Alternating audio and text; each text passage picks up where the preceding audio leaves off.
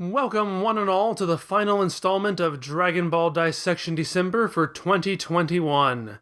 Over the past 4 weeks, we have examined many topics from the original Dragon Ball manga. We've looked at a combination character made from Goku and Vegeta. We've explored Gohan's role in the story. We've laughed at Gotenks. It's only fitting that we close out this celebration of all things Dragon Ball with a movie that incorporates pretty much all of those things. It's the perfect cap. Fusion Reborn, Goku and Vegeta, is the first movie of 1995 and the final one to make it to theaters before the end of the original series. As far as titles go, this is one of the rare ones that is impossible to mistake for any other movie. Good on you! It premiered on March 4th, 1995, just after Majin Buu destroys the Earth in the manga, and near the beginning of Gotenks' fight with Buu in the animated series. In the other world, a mishap occurs with the laundering of impure souls. The evil Ki escapes, leading to the dead running rampant on Earth, and the physics of the afterlife absolutely breaking down. On top of that, it's created a new villain, Janemba, and he don't play by the rules. It's up to Goku and the others to save the day. Compared to the movies of 1994, Fusion Reborn feels a heck of a lot safer. It isn't nearly as formulaic as the middle section of Dragon Ball Z movies, but it does come across like a conscious effort has been made to appeal to a wider, more mainstream Dragon Ball audience. That shift is no more apparent than in its casting. After making little more than cameos over the past 3 movies, Son Goku is once again given the starring role. Vegeta, who had sat out the last 2 movies completely, gets to share the spotlight with him. The stars of the last 2 movies, Goten and Trunks, are shoved into a B-plot. Mr. Satan, who dominated the last film, appears in exactly 1 scene in this one. Credited in number 18, who were given a surprising amount of focus last time, are nowhere to be seen. In fact, this is the very first movie since the very first movie to not feature crediting. I, for one, quite enjoy the more experimental styles of movies 10 and 11, but I know a lot of people don't. So aligning things more with the status quo while not making it seem too derivative of other movies was probably the smart move. That said, I can't be sure how much of this is the result of an intentional direction, as opposed to the movies simply keeping their fingers on the pulse of the series at its time of release. It's certainly fair to argue that the 1994 movies go in the direction they do because Toei believed Goku was gone, and Goten and Trunks were at the time being set up as potential destroyers of Majin Buu. This movie is very much in tune with the story beats of the Majin Buu arc, to its advantage and its detriment. Remember that most of the movies of the Frieza arc tended to almost completely ignore what was going on in the series, making use of characters who might be dead or on another planet. This movie, by contrast, hews incredibly close to what had occurred in the series at the time of its creation. However, movies take time to create, and Toriyama was perhaps at his most mercurial in early 1995. Trying to incorporate a film into an incomplete narrative is risky at best. To its credit, this movie predicts a lot of the story beats happening in the manga at around the time of its release.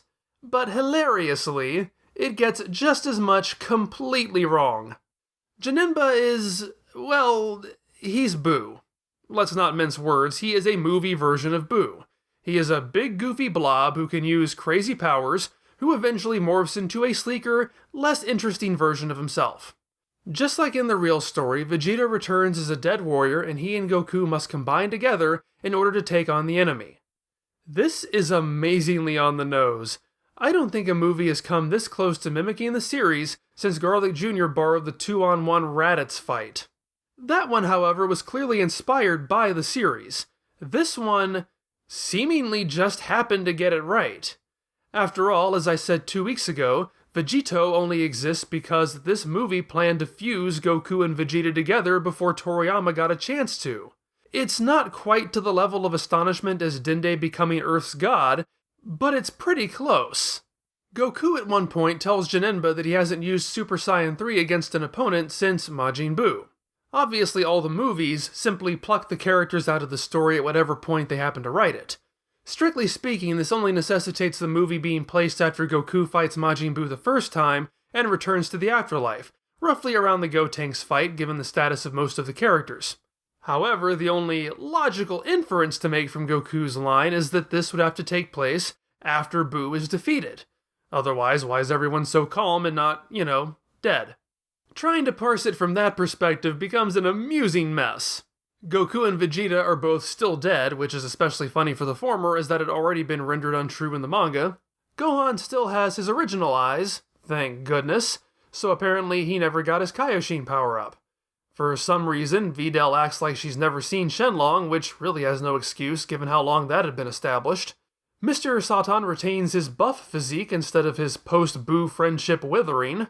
Vegeta says he has actually been in hell this whole time, not that Enma put him in storage, and he only returns to a corporeal form due to the same magic that causes every other dead person to return. Unlike his series counterpart, who has witnessed fusion before Goku even brings it up, this Vegeta has no idea what it looks like until Goku shows him. I don't know why only he has a halo while the other returning dead don't, but there's a lot about that concept that isn't consistent. Honestly, my favorite unintentional head-scratcher is the return of Frieza. Frieza shows up on Earth accompanied by blink-and-you'll-miss-them cameos of several other movie villains. Gohan utterly destroys him. Seriously, he punches Frieza in the stomach and Frieza explodes. Almost immediately after this movie comes out, the manga is going to establish a new rule about the dead. If you die while dead, you simply cease to exist. This flies in the face of what the animated series had maintained up until now, that the dead are already dead and therefore can't die. As recently as the Ano Yoichi Budokai we covered a couple of months ago, the announcer explicitly says that.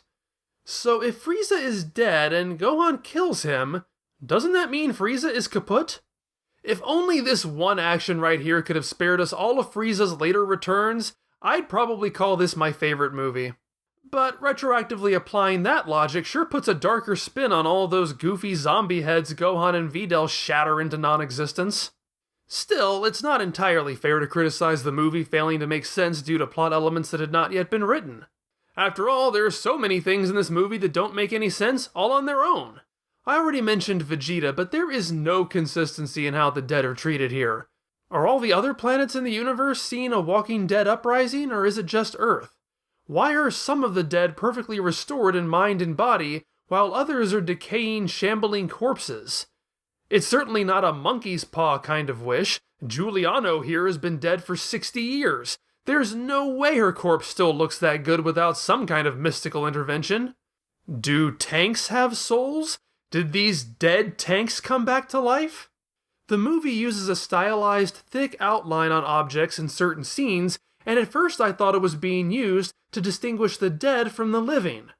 Ultimately, though, that doesn't bear out because Goten and Trunks get the outlines too, and that wouldn't make sense unless they're dead. It wouldn't make sense unless the tanks and bullets are also dead. It's a tonal choice, which I respect. It's cute. It's just a little weird when they don't go all the way with it so that certain characters in a scene are drawn one way, while other characters in the same scene aren't. At least by the time we get to Goten's and Trunks' involvement, there's a level of consistency. That's basically the movie in a nutshell. It's not too worried about rules or consistency. It's all about the fun factor. It doesn't necessarily have to make perfect sense as long as it's entertaining. And this is the only one of the original Dragon Ball Z movies that could accurately be said to be a straight comedy. Sure, it has the same high-stakes, flashy battles as all the others, but nothing is really taken all that seriously. Its story literally turns the laws of reality into an incomprehensible mess, a philosophy that defines the whole production. Since this is a comedy, and it's contained within a branch of the franchise that has no real continuity, I'm fine with that. This movie is about fun, and it succeeds well enough at it that its deficiencies in logic aren't troublesome. I mean, this is a movie where Goten and Trunks fight Hitler. I mean, technically it's not Hitler, he's a bootleg Hitler knockoff, and there's no Germany in the Dragon World anyway. But he's Hitler. And when a movie devotes a significant portion of its runtime depicting two superpowered children fighting off an adorably buffoonish cartoon Hitler, you have to give that movie the respect it deserves for being so unapologetically outrageous. After the Ano Yoichi Budokai arc had shown us what happens to people who go to heaven, this movie elaborates on what happens to those who go to hell. Enma doesn't come off too well, literally rubber stamping poor souls to hell at the beginning of this movie just because he's in a bad mood. The movie takes the idea of souls being cleansed quite literally, as they are put into an actual old-timey washing machine with the evil ki being siphoned off into tanks that need to be periodically switched out before they overload. What I wouldn't have given to have seen Vegeta caught in a spin cycle for just a few seconds. Janemba actually starts out as an underachieving employee ogre who's too caught up in his headphones to do his job properly and is covered in evil ki when those aforementioned tanks do, in fact, explode. Those darn kids with their Walkmans. Goku is drawn with the cutest faces in this movie. He is very excited to be fighting someone like Janemba, and he's not afraid to show it. Janemba himself is not a very interesting character. He's far more mindless than even Boo is, but he is a rather fun idiot with some great powers. He can open portals and attack through them. That's actually handled fairly cleverly at one point. Goku fires a Kamehameha at Janemba. Janemba opens up a portal, plops Goku down on his hand, which results in Goku hitting himself with his own blast. Even after he inexplicably transforms into his over-designed boss mode, he can still phase in and out of reality whenever he wants to. This movie writes in some much-needed quality time between Gohan and Videl, and it is quite appreciated. Great Saiyaman and Videl fight alongside each other. Videl has certainly come around on the silly posing, applauding and praising his enthusiastic flailings rather than finding them uncool. It demonstrates a real bond has developed between them, and it comes across less that she's flip-flopped than her appreciating him. She likes it because it's him doing it. I feel the same way about her klutziness when Chi-Chi compliments her ability to be a good wife.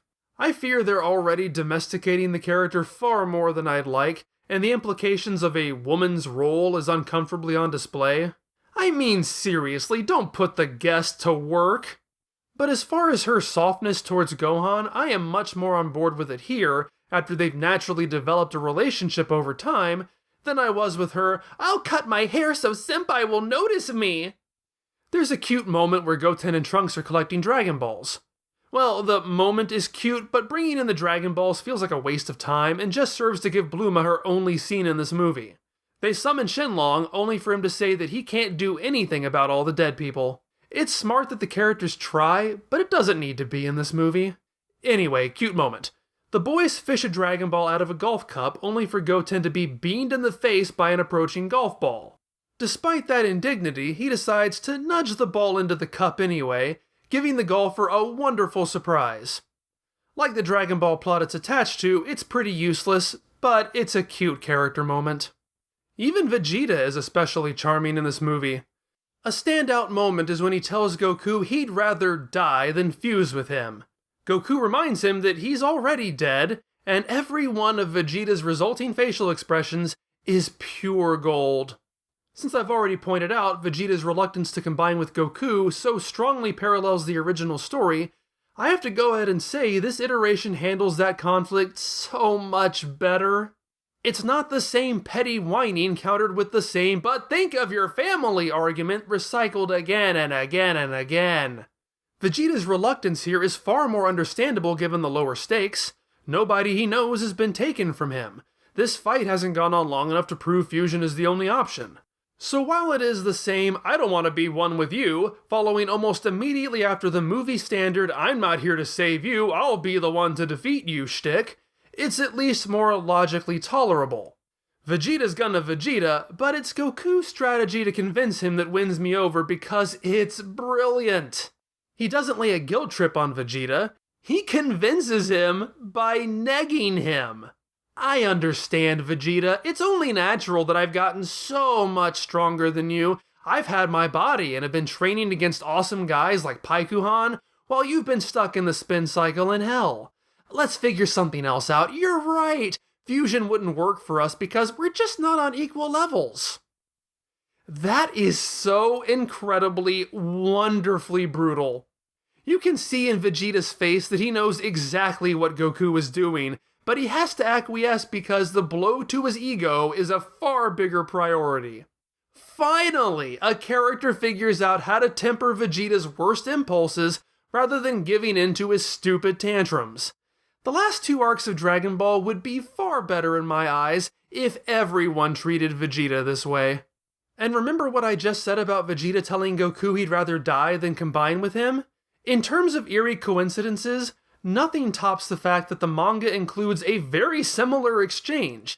But in that case, the characters don't seem to recognize how ludicrous that line is. It just dangles there without a punchline. Unless Toriyama read the script in advance, which is certainly possible, these had to have been created independently of each other, and yet the movie version blows Toriyama's completely out of the water. Vegeta fading away at the end of the movie is a beautiful moment, handled with the appropriate amount of melancholy. The movie infuses itself with a lot of effects. Some, like the multiplane camera pullback, look pretty good. A few of the others seem a bit out of place and end up aging like most mid-90s computer-generated imagery has. However, Vegeta color shifting and transitioning into a cross-hatched pencil drawing before disintegrating captures the gravity of the moment quite well. Resigned to his fate and his punishment, Vegeta remains stoic, but pleased at his opportunity to make a difference one more time. As the DBZ movies typically avoid the story's character deaths, they never really have an opportunity for dramatic moments like this. In this case, I'm glad they leaned a bit more into the series' continuity. I'd be willing to say this could have been a really satisfying and respectful cap to Vegeta's character if the main story had chosen to go this route. I mentioned earlier that Goku is trained with Paikuhan. Fusion Reborn seems really proud of the Ano Yoichi Budokai arc, to the point that it literally tries to recreate it in this movie. It opens with them doing the same thing again. We see some of the same competitors, and the final match is between Goku and Paikuhan. The tournament is interrupted by the attack on reality, since being interrupted seems to be the only reason Dragon Ball tournaments exist in the 90s. The main competitive spirit has been swapped to the Northern and Southern Kaio. For some reason, the Western Kaio has decided to sit this one out. The Southern Kaio roots for Paikuhan just to spite our Kaio. I wonder if this is a subtle dig or an attempt at a justification at how the Ano Yoichi Budokai arc seemingly forgot which characters belonged to which galaxy and plopped the Western Galaxy fighter Malaiko into the South between episodes. Yeah, there are so many problems with that arc that I failed to even notice that one. Thank you so much for letting me know that.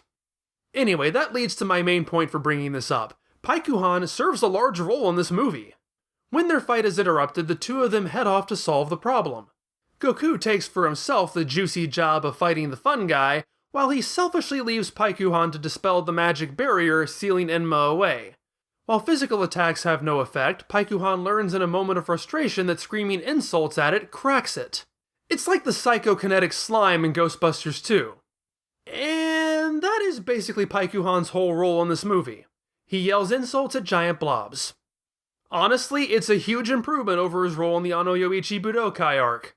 This direction works because it basically forces Paikuhan to act out of character. He even says that lobbing insults goes against his nature. But think about that. It takes Paikuhan acting out of character to come across as even remotely interesting, which I take as those in charge conceding that Paikuhan was not that interesting to begin with. But it does work, and I have to imagine that most people who like Paikuhan must be taking this into account. This is what I remember about him, and it's why I was surprised to find him so underwhelming when I covered the arc. He's not the best character in this movie, and it's mostly a one-note gag, but it's still pretty fun. It even has a great payoff, that it takes tapping into his genuine anger at Goku and Enma for abandoning and berating him respectively to finally get the job done. That just leaves us with the rebirth of fusion the title promises. This installment sinks the final nail in the coffin of Goku's earlier insistence that it had taken him a week to learn the fusion dance because it's taken for granted that Vegeta can learn it in a matter of moments while being stalked by Janemba. However, it concedes the likely possibility of a first-time mistake as the film repeats the gag from the series of first-time fusions turning out horribly, horribly wrong. The result is a weak, fat version the Southern Kaio calls Viku.